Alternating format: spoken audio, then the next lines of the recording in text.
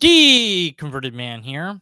So this is a Hangout live thing, but I'm not going to be looking at the chat for this one. I'm just going to be talking about what I think of this issue in brief.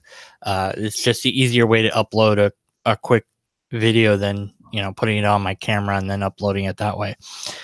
So, of course, we've had yet another school shooting, and so the talk has turned to gun control again.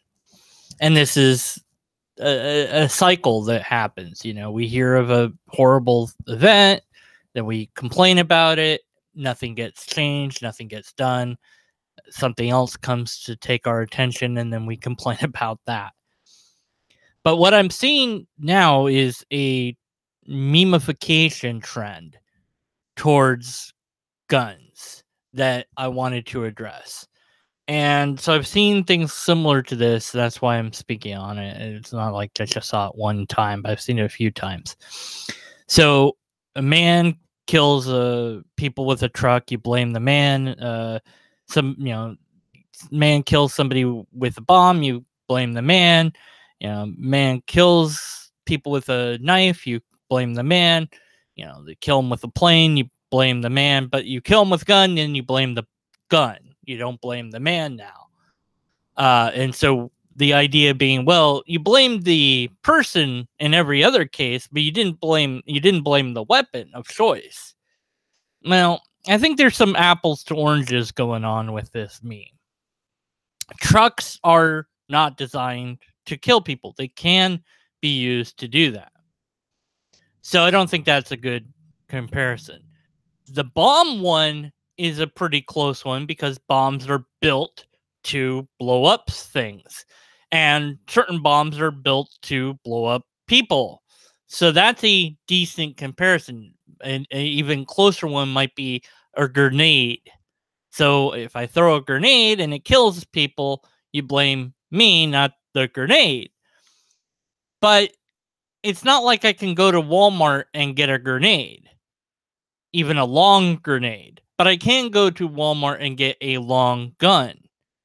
Now, that's not a gun. It's a shotgun, or it's a some sort of a rifle or whatever. Well, it's still a weapon that is designed for a singular purpose. It is designed to destroy. That's the first thing that you learn in gun safety is you do not point the gun or the rifle or whatever you want to call it at something that you do not wish to destroy. You only point it at what you want to get rid of. So it is designed and built for a singular purpose: to destroy, to kill, to end something's existence. Now, it might be an animal, it might be a human. Humans are animals. Maybe it's a clay pigeon. The gun control thing, the argument that I've seen for and against it is essentially boiled down to it doesn't matter how many restrictions we put, the bad guys could always get guns. If we got rid of guns, then only the bad guys would have guns. And yeah, of course it's in the Constitution, and that's the end of that. And then the flip side is let's get rid of the most powerful guns. Let's make it hard to get, and so on and so forth. Well, there doesn't seem to be any progress one way or the other on this, because some people really love guns. They're in that culture. It's something that they grew up with. It's something they understand. It's not something that they view as anything other than a tool. It's not something that they view as being used in an improper way. For many people, it is something that they value as protection in their home. Although what data is out there to show how well a gun can protect your house is something that I would want to see provided. I would love to see the argument done using pure statistics. Show me how many people have been saved thanks to owning a weapon, specifically a gun. Show me how many people have actually had that gun turned on them or not. And what does the data say? Now, if we look to other countries other than America, there's other systems out there that have gun control that seems to work. Switzerland being one example. They have more guns there than we do here in comparatively, but they have a gun culture that's been established and a system of doing it that really works. So why not just copy their system? I don't know the answer to that. Maybe it's too hard. Maybe um, the way that they did it. I don't know. Maybe it's too difficult to copy. I don't see that being the answer, but I don't know why we don't just copy their system. Other places that have guns or don't have gun problems have less guns. So the two ways to go seem to be super strict regulations like Switzerland has, or no guns. And well, it's clear America's never going to not have guns because it's in the Constitution. And if anyone ever tried to change that, they would not last in politics more than a half of not even a half of a second. They'd be washed out. People don't want that. Although the argument, I think, again, for having guns in the hands of citizens, the first idea in the Constitution was that way the government can't become that super powerful. So you can always have a chance to overthrow it. With the amount of military and FBI and CIA and law enforcement on the government side, unless you somehow switch those people to your side, how are you really going to legitimately take over the government or overthrow it in this day and age? I don't think that having access to guns helps you. So I don't think that that's a good of an argument anymore. And then, so what the idea that you could hypothetically change the Constitution, but that's just off the table. Like, no, that's not going to happen because people really are passionate about owning firearms. I don't understand that because it's not a culture I've grown up with, but other people have. So they value owning this weapon. They hunt with it, they shoot clay pigeons with it or what have you, and it's a sport, and it's not something that they view as maybe they view the misuse of it as a shame, but they blame the person and not the tool. So there is a legitimacy in blaming the person rather than the tool in that sense. But I do think that the memification is going on apples and oranges. So, a grenade, you can't access grenades easily. You can't buy them at Walmart. You can't get them easily. They are designed to do one thing. That's to destroy. A gun is designed to do one thing, to destroy. But it's harder to get a grenade than it is a gun. It's harder to build a bomb than it is to hypothetically build a gun. And of course now we have some concerns with 3D printers and whether or not people will just 3D print weapons. Well, it's still pretty difficult to do that. It's not easy to do that. It takes some skill and to be able to do that. But the other half is, well, what about, mental issues? That's what we need to address, is mental health, because people that are nuts are the ones that are going and killing people at schools or wherever they're going and shooting people up.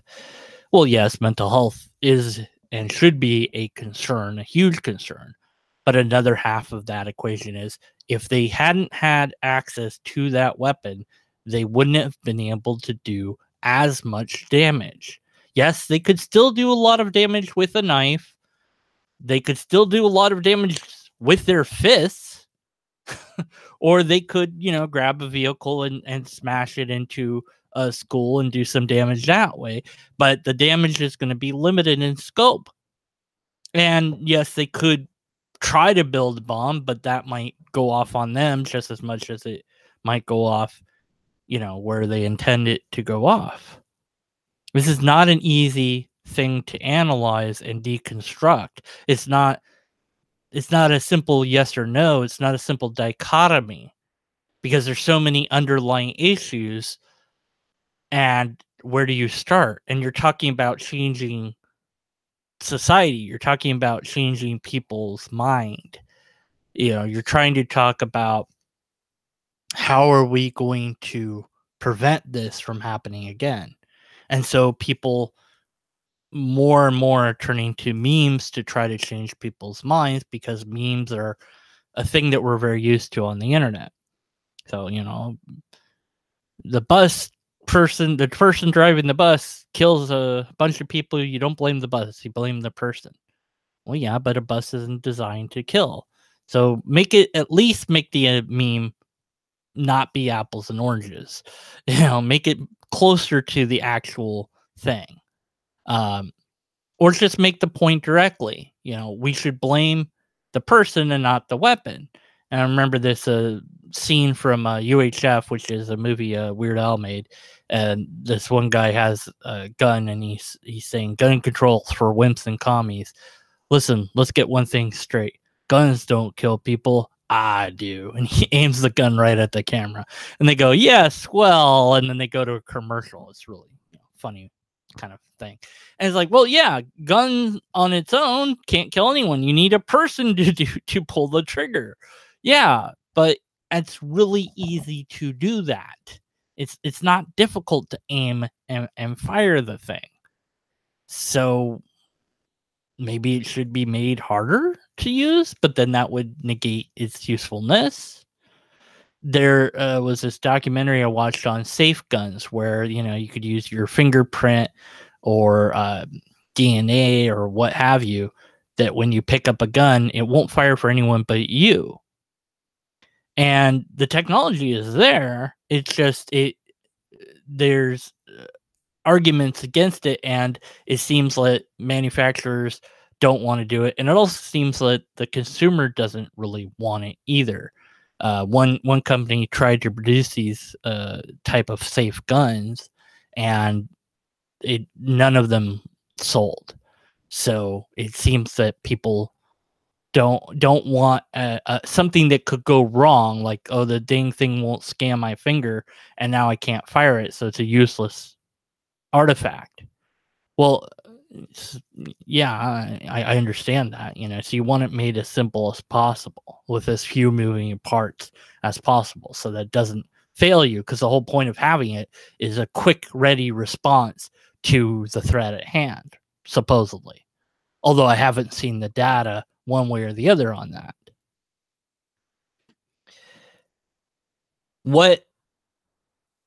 I don't think there is a answer, and I think that's the other problem with gun control, gun issues when this comes up. And it will fade away. We'll forget about it in a few months, maybe even less than that. The Kardashians will do something, or Donald Trump will tweet out something, and people will go move on to that, because that's what happens. Those that are affected by the tragedy they won't move on, more than likely. They will focus on doing something to try to make more gun restriction laws, or maybe make mental health more of a priority, or whatever, because they have a vested interest in doing so. But the rest of us, who are only marginally affected by it, whatever the next big news thing is, that's what we'll gravitate towards. It's just the way that humans tend to do things. Not always, but a lot of times. I think that the loss of one human life is too many. And the loss of multiple lives is just beyond comprehension. And I want to do something to stop that.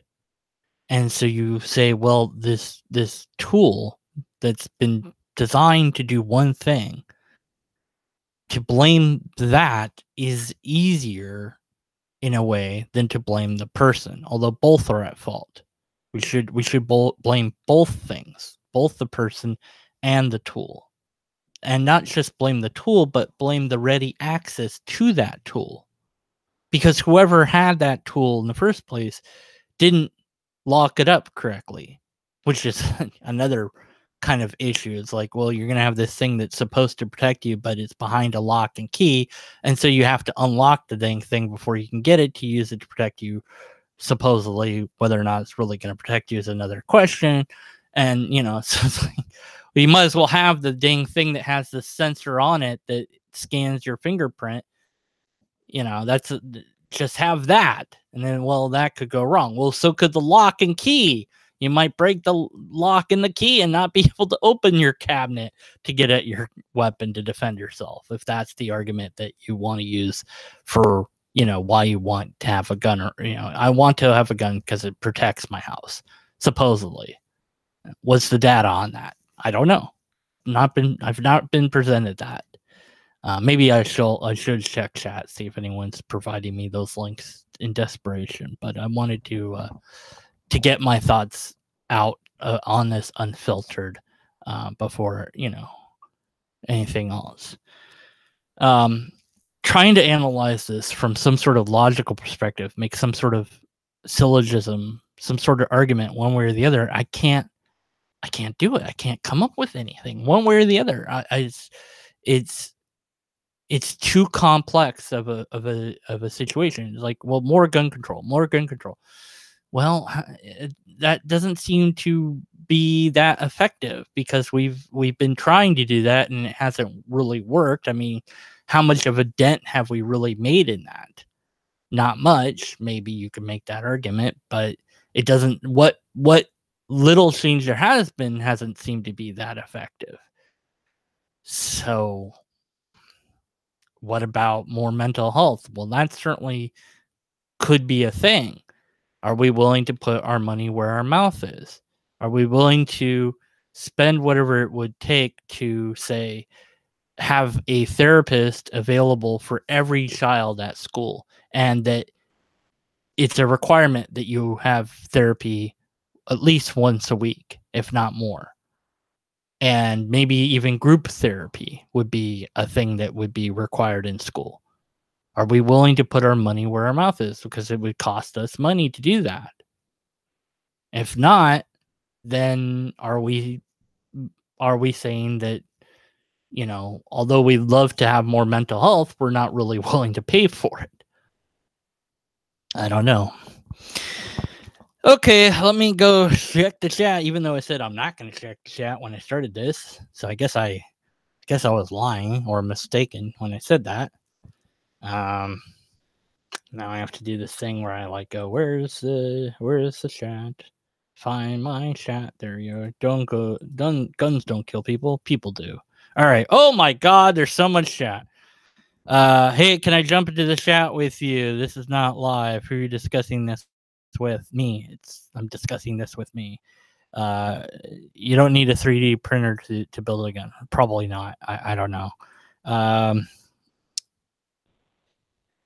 Michael, that was nothing that was saying all that. Michael says the Constitution does guarantee things, but there's not unlimited rights. That's a good point. So although it guarantees that we have access to guns, that doesn't necessarily mean we have access to unlimited guns or unlimited ammo. Maybe we could limit that, or maybe we could buy the ammo at a certain shop, or have the ammo strictly regulated to only be at a gun range or a hunting ground, perhaps.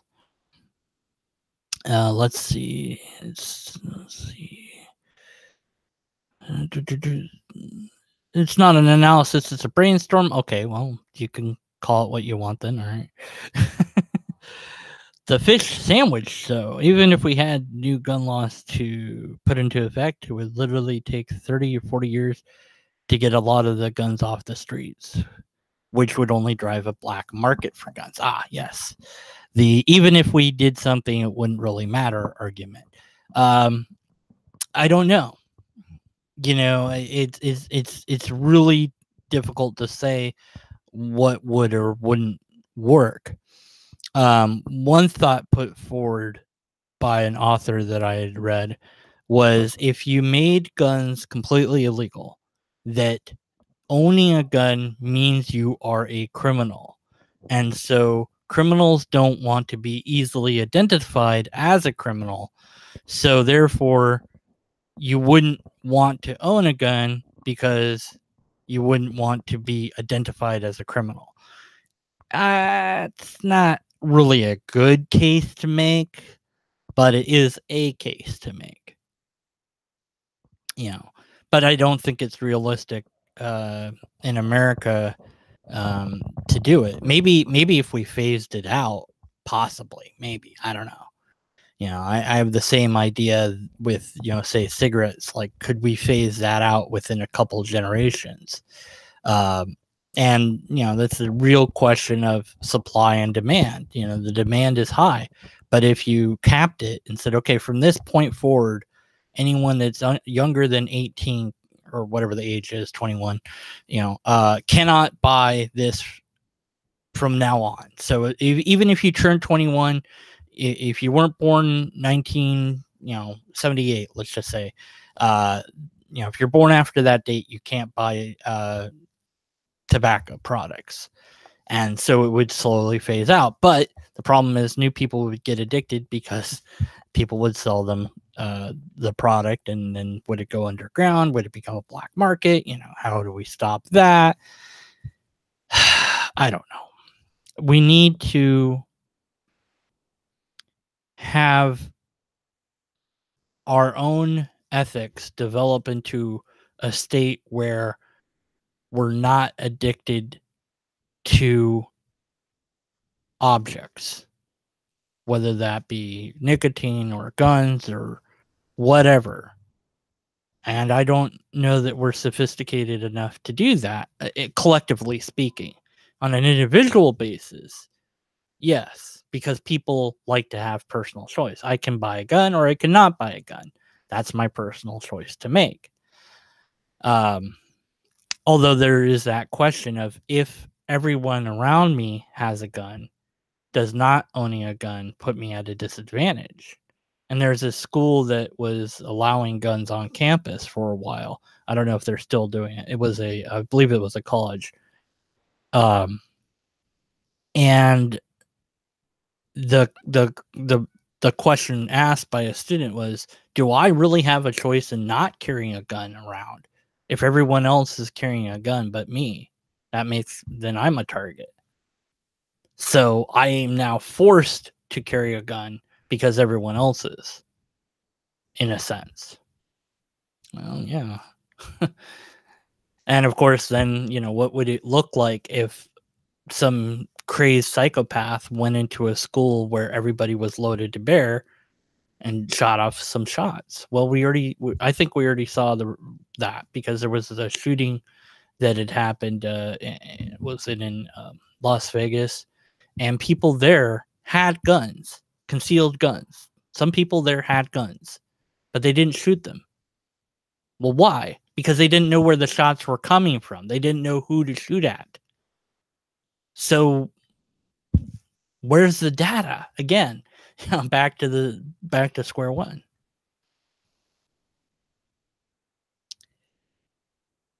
The red tape in Japan makes it too much of a hassle to own a gun. It's something that Fish says. Have I thought of watching the Just Cars gun rights videos? I might have already seen them. I don't know right now. It's just kind of these are some thoughts I'm having upon reading the meme of, the meme that's kind of circling around. Man kills 20 with truck, blame man. Man stabs people, it's the man's fault. We don't blame. So we don't blame the instrument, we blame the man. So, but when somebody kills with a gun, we blame the gun. And I think that that the meme is apples to oranges and isn't very good. But it's like, well, you shouldn't blame just the person. You in many cases, you should also blame the instrument involved. if the instrument involved is made to do a certain function. So in the case of grenades or bombs or guns, etc., you can make that argument and say, that is as much to blame as the person is. With a car, it's not made to kill people, but you can kill someone with it, just like a staple gun. It's not really made to kill somebody, but I guess you could. A nail gun maybe might be easier, but it's not made to do that. So somebody, and it's not like you can go on this very successful shooting rampage with a nail gun. So I don't think that meme is very good, but I don't think many memes are very good. I don't know that they're a way to change minds ultimately, because for me, data is king. For me, data will change my mind always. So show me that owning a gun makes you safe, that you'll never ever get your, that putting up a little sticker that says I have a gun keeps your home, puts a shield around your home, so to speak. Show me the data, and I'll be like, okay, you win. But or show me the counter data. Either way, because I'm nowhere on. I'm not picking a side. I'm not saying that more gun control is needed or less. I don't know. I don't know which will work or if anything will work. But I'm willing to always be swayed by data, or a very good, coherent argument if you have one to offer.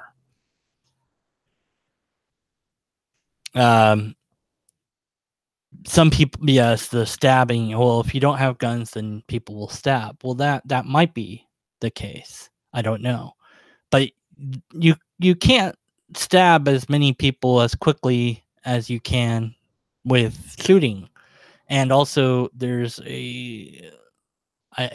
less of a chance that a person will stab somebody because it's more direct.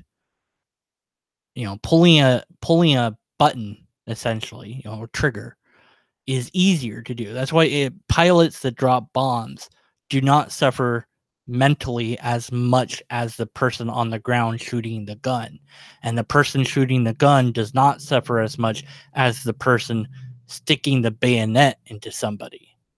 These tests have been shown to be the case. So that's, people don't want to get that close to another person to harm them, if they want to harm them at all. But yes, people can stab each other, but show me a school stabbing. Yeah, show me a case where somebody went to a school and just started stabbing people to death. Okay, well, there you go. Don't have an example there. Schools, you could also make the case that, of course, schools are becoming more and more militarized, in that, now there's, you have to go through metal detectors, and students are punished for ridiculous things like, this person had a comb that was a switch out comb that looked like a switchblade, so they were suspended for that. Or somebody had brought, for whatever stupid reason, because they knew that knives were not allowed on the campus, but for whatever dumb reason, they had put a kitchen knife in their lunchbox or whatever they had, and so it was somehow discovered by the teacher, and they were suspended. Okay, well, come on, really, come on, did they really need to be suspended for that? I mean, yes, it was stupid. They should have known better, but I mean, you're not going to stab anybody with a butter knife, I don't think. I guess you could, but it's going to be awfully difficult.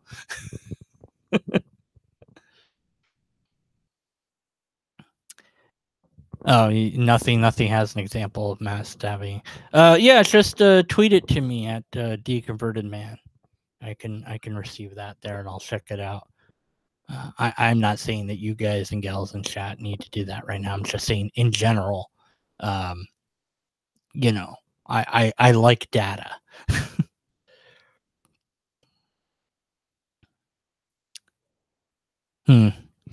Davey says that in the UK they don't have guns and stabbings are higher. And so again, I think that you eliminate one problem, you create another potentially, but there is a difference, I think, and I think that if we want to prevent stabbings, well, how do we do that? Is it the same problem where you say, okay, we can't really limit knives as well or regulate those easily? Do we make it, is the mental health a thing? How do we make that, where is this happening? Why is it happening? Why do people stab other people? In the case of these school shootings, why do these people do what they do? Why do they go and do this? What turns a person into a monster? And we all have that in us. We can all switch off our ethics or morality and let ourselves start thinking dark thoughts and allow ourselves to act those dark thoughts out, which is scary that we could do that, but we choose not to. We fight against that darkness. So how do we encourage people to fight that darkness?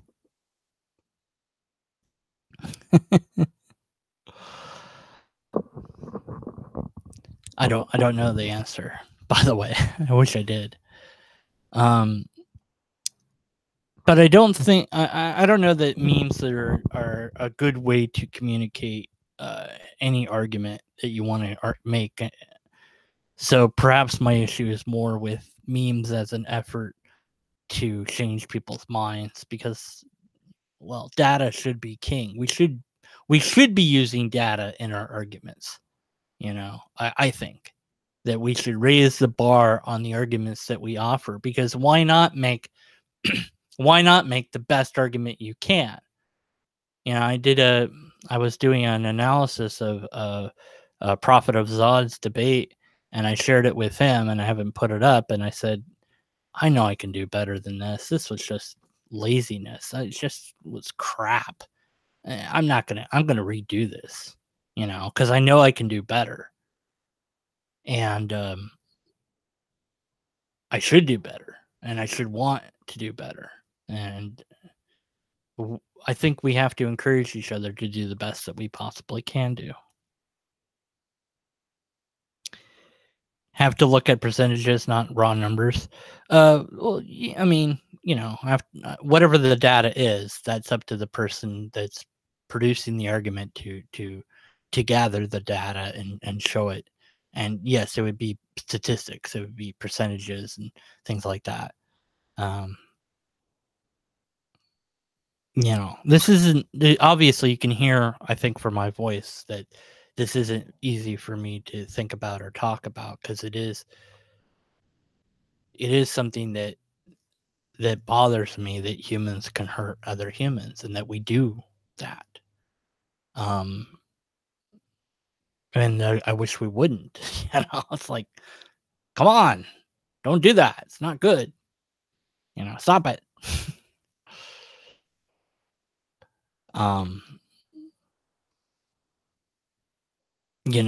then trying to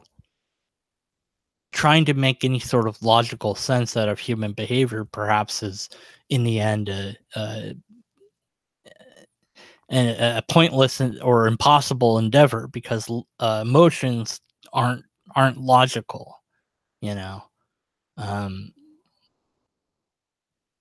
So yeah, but we should blame, I think, going back to the meme that I was addressing when I opened this with, that guns don't kill people, people do. Well, but yeah, the gun is also responsible, and the bullet.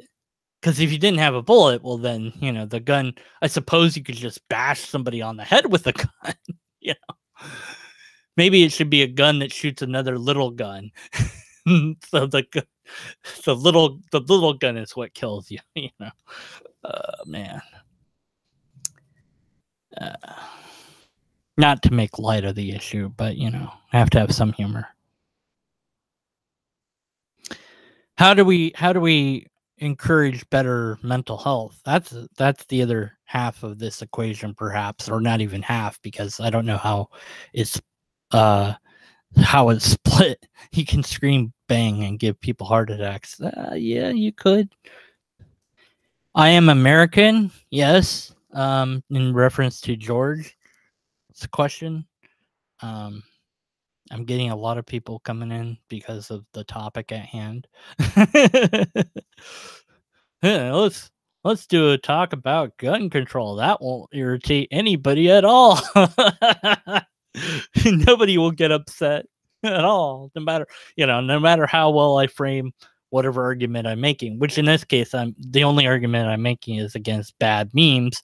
The meme in this case being, somebody kills with a truck, you don't blame the truck, you blame the person. They kill with a knife, you don't blame the knife, you blame the person. When they kill with a gun, you blame the gun. It's like, well, yeah, but you should blame the person. And except for the knife, you couldn't really make it's not really the same argument. And even with a knife, the knife isn't necessarily built just to kill specifically, whereas a gun is. So go with a grenade or go with a rocket launcher or something like that. But then it has to be accessible, because guns are really accessible and easy to get. I can go to Walmart and get a gun. Well, so it's a rifle, but that's a gun, because the word gun, you think small, handgun. That's what comes to my mind at any rate. It becomes a generic catch-all term for all weapons, firearms.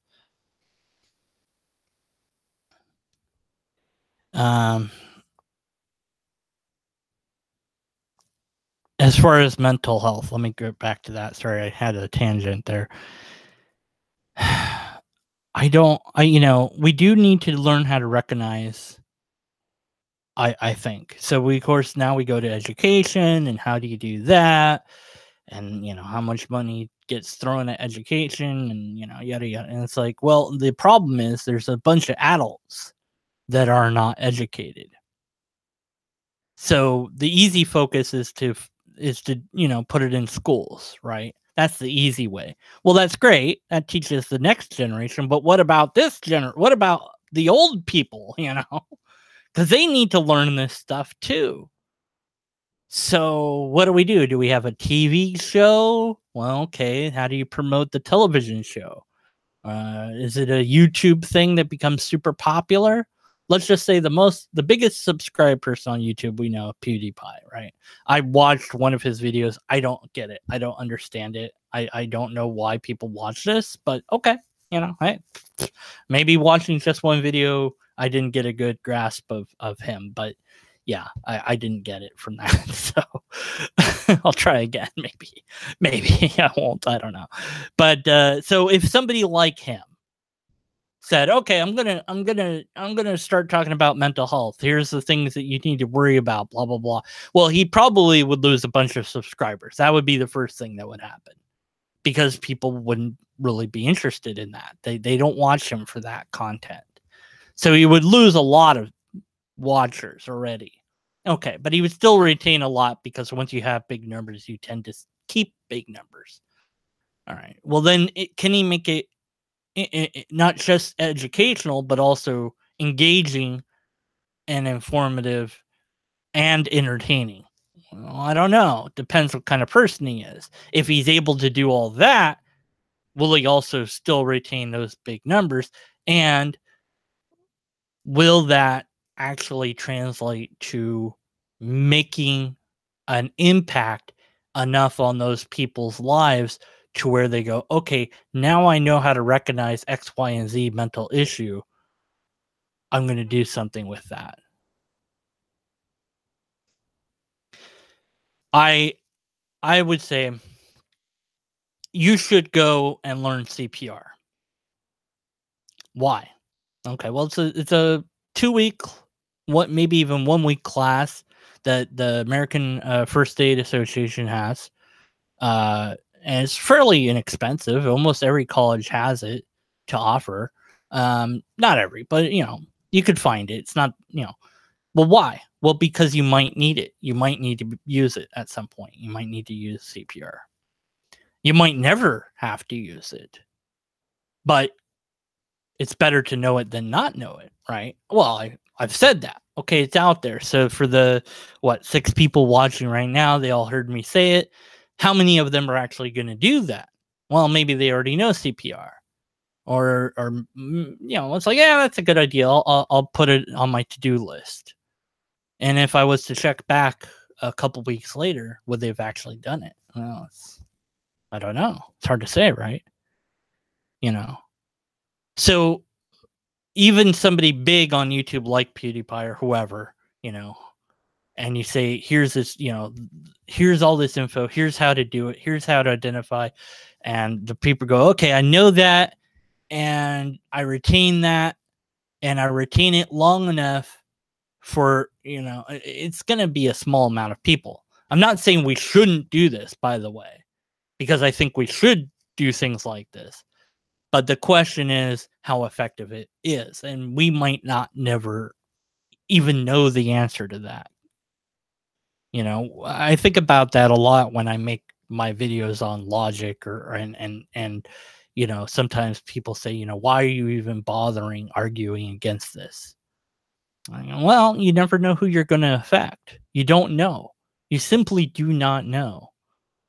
And for anything that you believe is important, I think that there's some sort of ethical link there that you have to do something with that.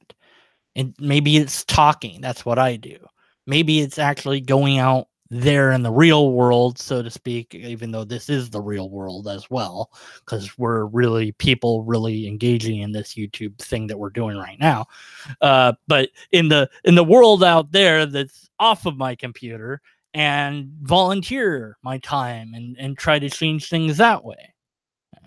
That might be something that somebody else is really good at. I'm not good at that stuff.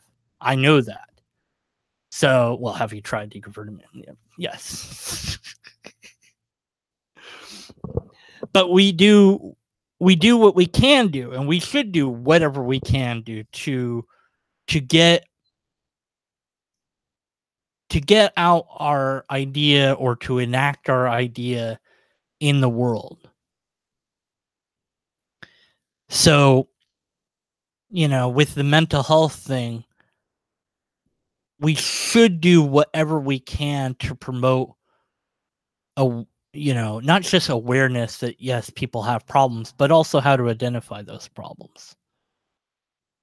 And then it becomes a matter of disciplining yourself to do it.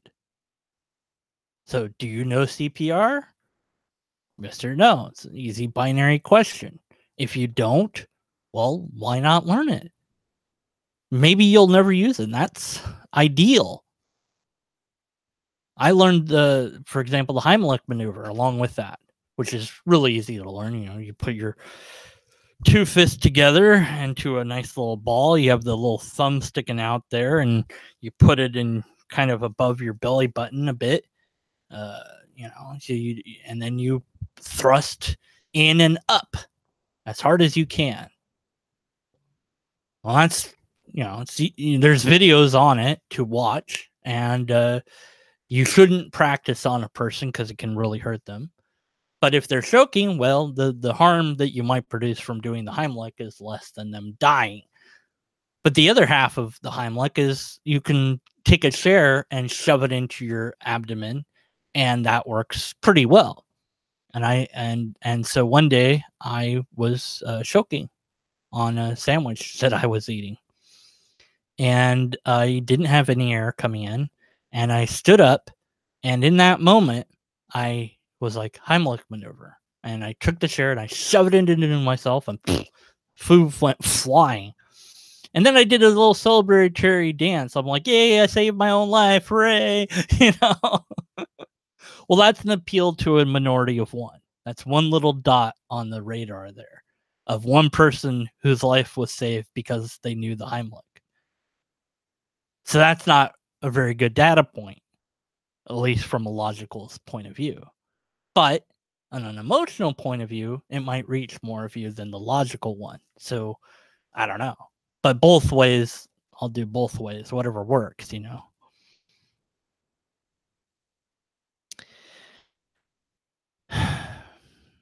A friend of Johnny's has a mental condition and believes that she shouldn't be allowed to have a gun. Probably not. I mean, you know, there, you know, I think that if you're in the right mind to be able to say, "Hey, I shouldn't have a gun," I think that says something about your mental health in a way. But it also says that the controls aren't quite there yet. But whether or not those somebody else could buy the gun and then they could get a hold of it, or then there's a black market for guns, yada. And I was like, well, yeah, but the thing is, you know, you could go to the deep dark web and get all sorts of stuff. That doesn't mean that there isn't a consequence for doing so.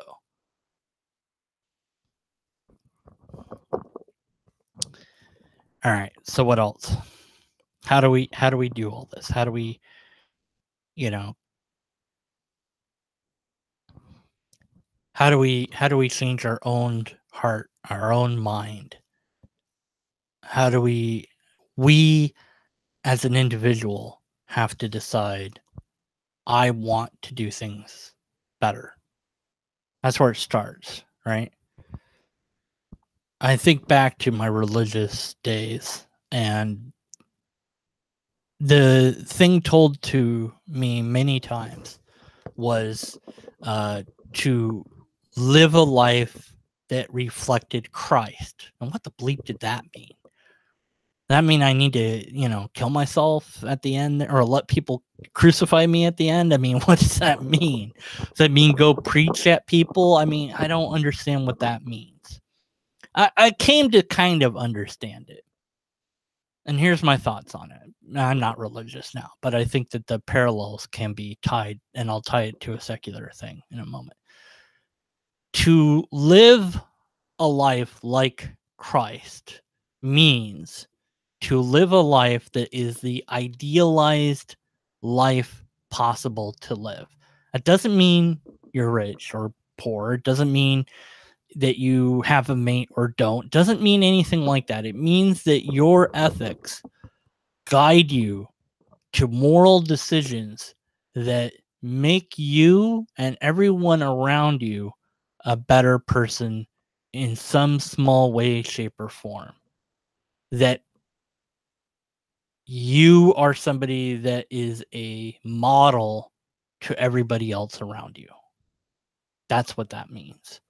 And so the secular version would be, you know, to map yourself to the most idealized version of what a human ought to be. So when you think of a human and you think, well, what makes me human? What makes a human human? And there's lots of answers to that, lots of non-answers, and you go, okay, well, what would be the most idealized person? Kind, giving, generous. You know, what are the attributes that I would assign this person? And what would it look like if everybody was doing that? And would the world be a good place or a bad place? It's sort of Kantian ethics. Kant, Kant, K-A-N-T. I can never pronounce his name right, but Kant envisioned a world where everybody always told the truth no matter what. I think he took it too far with, you know, so even if somebody said, you know, what's your bank account number, you would tell them. I think that's a bit too far. You would, because you know, if somebody asked my bank account number, I'd be like, well, I don't know. That's the honest truth. I don't know offhand. But also, what business of it is yours? You know, you don't need to know that information. So, you know, not telling you is not a lie. You know, telling you the wrong number, that would be a lie. But a world where everyone told the truth all the time, it might be a decent world. If you really thought about it, you go, okay, well, how would that work? And you go, well, you imagine that somebody wants to steal some bread, and you go, hey, did you steal that bread? Yes, I did. Okay. Are you going to turn yourself into the cops? I really don't want to. Can you give me money or something to pay back for that bread? Yeah, I can't right now. I'm poor.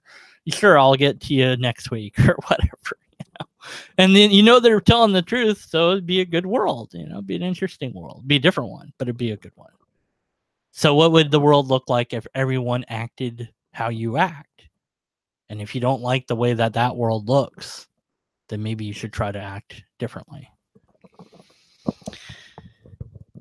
Okay, so why does violence happen in America or anywhere? I don't know. And somebody in chat, nothing, and George Mayer in chat we're talking about violence in America versus, say, Canada or wherever else. Well, I don't know. I mean, every place you look at, it's going to be a little bit different, isn't it? From city to city to town to town, even in house to house.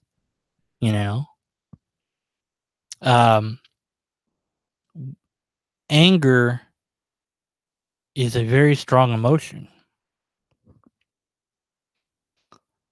Is how we handle anger speaks about ourselves, but it also speaks about how we were raised and how we want to deal with issues. As kind of a tangent, they were talking again. I saw a video, is it okay to punch a Nazi? And I'm like, oh, this again? Is this still a thing? Yeah, it's still a thing. They went to Berkeley to ask people if it was okay, and for the most part, they said no. But there was more like, well, I wouldn't do it, but I wouldn't be upset if someone else did it. And it's like, look, it's a binary answer, yes or no. It's wrong or it's right. And I'm like yelling at the screen as if that would help. I'm like, no, it's wrong. It's wrong to punch people. Okay, unless they do something to you, it's not. It's wrong. Or they do something to your property or whatever. But that's, again, they're doing something to you. And the one kid said, because I call them kids because they're they're in their 20s or whatever, and I'm almost I'm an age now. Be 40. How did that happen? Well, anyways. But one of them said that speech is violence. Oh, God. Speech is violence. Really? Wow. So words are now can be considered, in his mind, violence. No, violence is me physically assaulting you. Stop changing what words are, people. Come on. But this is part of the ideology that they're being, that they're falling for, that they believe in.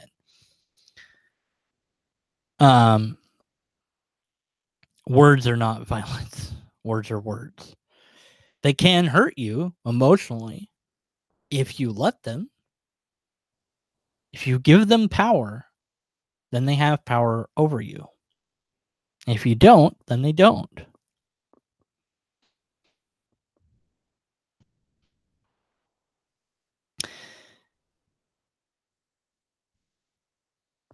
How do we deal with violence? I think that peace is the answer. I honestly mean that. Peace works. Use it. That it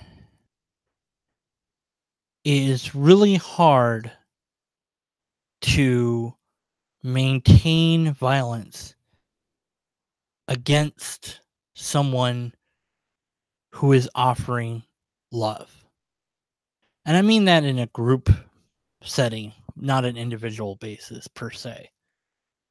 But when you look at, say, the Martin Luther King success, they sat on the ground, chained up to, the post or whatever, or chained to each other.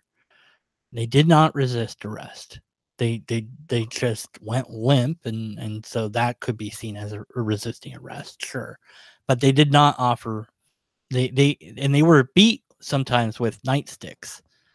and they did not fight back. And those things were seen by everyone else. And so it's like, well, that's not justice. Them getting hurt by, what are they doing? They didn't do anything to deserve that. Yeah, they deserve to be pulled out of there. Sure, fine. But they don't deserve to be hit. Come on. That's too much. And so we saw that and we learned it and we accepted it, and that's why it worked. The peaceful way works. If it's you against somebody else, well, maybe your best option is to run away if you can. But if you can't, well, you do what you have to do. Hopefully you don't find yourself in that place in the first place. So you don't put yourself in a position where you might find yourself against an opponent, But I think about, let's say, a duel back in, say 1900s or whatever. Here's a method using guns. People, take pistols, turn around, take several paces, turn around again and shoot. Somebody dies, probably. Somebody lives. Or maybe both of them die. But it's a civil constraint to agree to a civilized way to resolve their debate. We are going to follow these rules, and then one of us is going to kill the other one. But we're going to follow rules as we do it. And you see the same thing like in boxing or wrestling or mixed martial arts. There's certain rules to follow. Within those rules, they can assault each other and take each other down physically.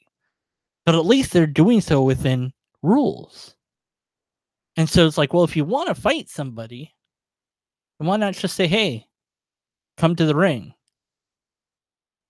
Because that engages in civil behavior. Maybe they'll win.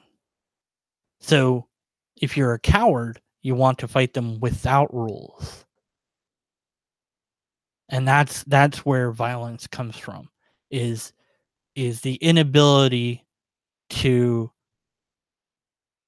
engage your violence in a social manner. That if you want to be violent, to still follow certain rules as you're being violent. Those rules govern your actions to some degree. And the other person has to agree to it. That's the other part too. So when we enact actual real violence on another person or persons, we have revealed ourselves to be uncivilized. I don't know if that answers the question, but that's my thought on that. Yeah. George brings up that we'll just talk about this again and again when the next shooting occurs. Yeah, I brought that up earlier. So I'll bring it up again. There's a cycle that happens when something bad happens. Let's say it's an earthquake. That's easier. Earthquake happens. We all go, oh man, that's horrible. We got to do something. So we send aid. We send aid. We fix the thing. We get people back on their feet. We clean up the rubble. We give them a bunch of food, maybe some money to recover, and then the next thing comes and we go and do that. And it's not like, are they okay now? Did we check back next week? Was there a follow through? Or was it just, yeah, they're fine now? I don't know. Depends on the sort of person you are. You might be the sort of person that makes sure everything is okay. You might be the sort of person that said, well, I helped you. I did my job. Now I got to go home. And I won't be back. It's just, I did enough. That's up to you in a way. It's up to all of us in a bigger way. But it is unfortunate that we go through these cycles. where something happens, we talk about it, we think about it, we desire to do something about it. We usually don't do much of anything about it. And then the next thing comes along and we go, "Oh, that's shiny and let's deal with that." I'm sure that there's people that talk nothing else than about gun control or mental illness and things like that. There are people that focus on those issues singularly. It's not me. I don't do that. I couldn't do that because I have another focus. Um, but I also recognize that I'm speaking on this because something happened. And so now it makes sense to talk about it because it's trending, because it's the thing to talk about. I don't know what me personally, could do about it. I have no idea. I don't know if there's anything I can do because there's so many things, possible things. What do I focus on? Do I focus on the mental health thing? Do I focus on the gun control thing? That doesn't seem to work. Do I focus on making some sort of knockdown argument one way or the other for guns or who can get them or how? I don't know. What's the answer? Where do I even start? I have no idea. Which is part of why I'm doing this. But I can recognize what the wrong answer is, which is what started this whole talk in the first place for me. Was I see that meme and I go, "Oh, no, that's not the right way to do it." Because that doesn't convince me. I don't think it's going to convince other people, and here's why. Because it's apples to oranges. That's first of all. Secondly, you're not providing me with any positive reason to think differently than I am right now, which is that guns are a problem.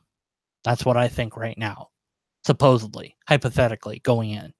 Because your message is, don't blame the gun, blame the person. Okay, I blame the person, but I'm also going to blame the gun. How about that? Because there's more than one. It's not a dichotomy. It's not like I have to blame one or the other. I can blame both. And your meme doesn't address that. So now what? You haven't changed my mind. You haven't presented an argument. Now what? I'm only 40? Who would have thought? Only when you want me to be older or younger. I'd rather be younger, but age is the consequence of how mortality works. I guess getting older is better than the alternative, because either you get old, and there's only one other alternative to getting old is to not continue to age, which means you're done unless we figure out with science how to change that.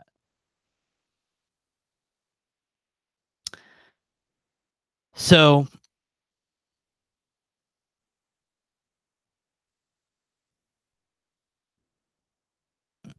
I don't know. There's a different conversation going on in chat. I'm trying to read. What? Oh, yeah, the special interest groups. Of course, then you have special interest groups in politics. I don't know what Canada's politics are like if they have special interest groups like we do or whatever.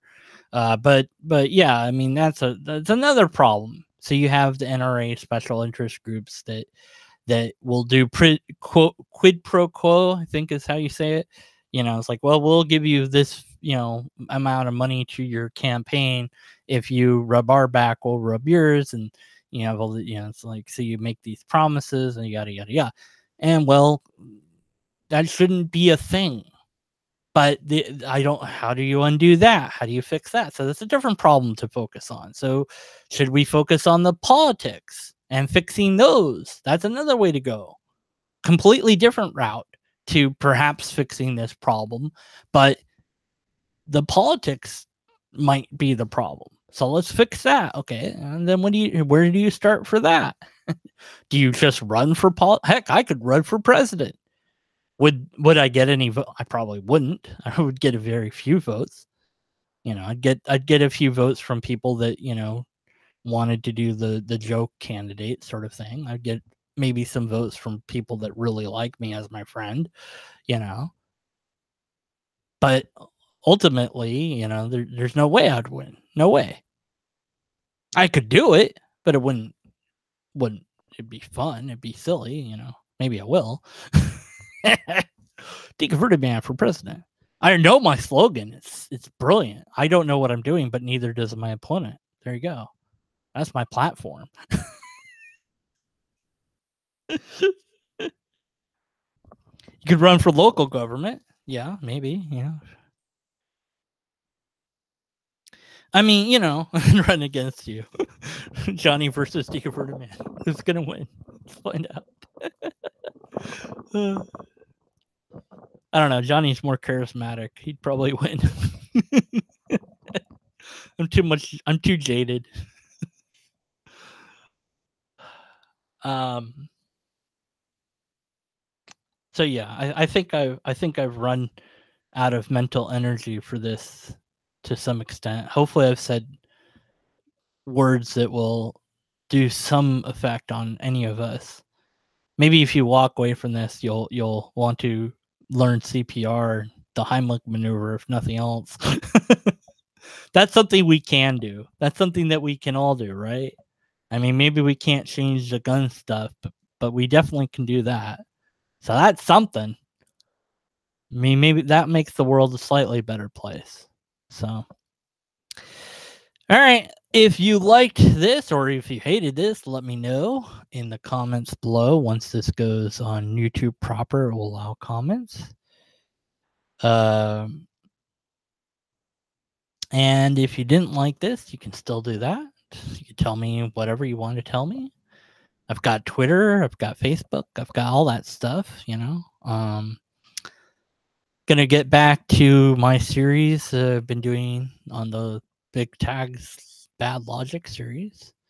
Then I'm gonna get around to analyzing Prophet of Zod's argument. And I'm gonna do a dang good job, darn it. Or I'm not gonna do it at all. So maybe that can be our collective goal, is to do the best that you know that you can do, or not do it at all. Maybe. I don't know. But then isn't doing something even not at your best better than not doing something at all? Oh, bleep me. I'm going to have to think about that. How do I end this? Less than until we have a logically coherent argument. Does that make sense? No, that doesn't make sense for this ending. People are having fun talking in the chat. So when I turn this off, they're not going to have fun talking in the chat because the chat explodes. That's pretty sad. Good night, everybody. Good day. Good afternoon. I don't know. Maybe I'll do a open hangout for everybody to come into. We'll see how many trolls show up or something. I don't know. It's probably a bad idea. Boom. Boom. That's the way I should end it. I should just say boom. So take care of yourselves and each other. There you go. That's Jerry Springer's sign off. So I stole that from him. I don't know. Blue sheep are awesome. There you go. That's how to end this serious conversation. And then I'm gonna hit the button now.